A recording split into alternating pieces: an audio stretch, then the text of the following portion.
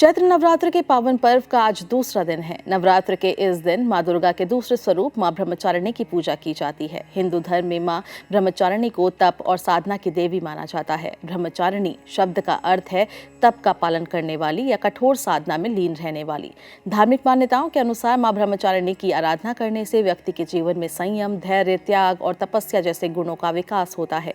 कहा जाता है कि जो भक्त सच्चे मन और श्रद्धा के साथ मां ब्रह्मचारिणी की पूजा करते हैं उन्हें मानसिक शांति और आध्यात्मिक शक्ति प्राप्त होती है।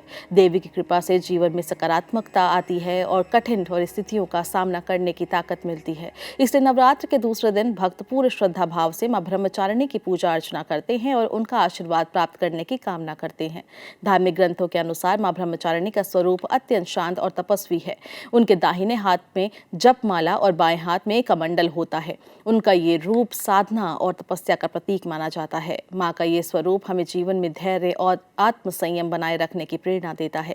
नवरात्र के दूसरे दिन पूजा करने के लिए कुछ विशेष विधि का पालन किया जाता है। इस दिन सुबह जल्दी उठकर स्नान करना चाहिए, साफ सुथरे कपड़े धारण करने चाहिए। इसके बाद पूजा स्थल को गंगा जल से शुद्ध किया जाता है। मां ब्रह्मचारिणी की प्रतिमा या तस्वीर को स्थापित करके उनका अभिषेक किया जाता है। पूजा के दौरान देवी को सफेद या पीले रंग के फूल अर्पित किए जाते हैं। चमेली, गेंदा या गुड़हल के फूल चढ़ाना शुभ माना जाता है। इसके बाद मां को पंचामृत, फल और मिठाई का भोग लगाया जाता है।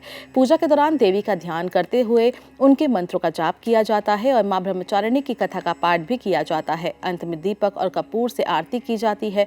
पूजा के समय शुद्धता और पवित्रता का विशेष ध्यान रखना चाहिए।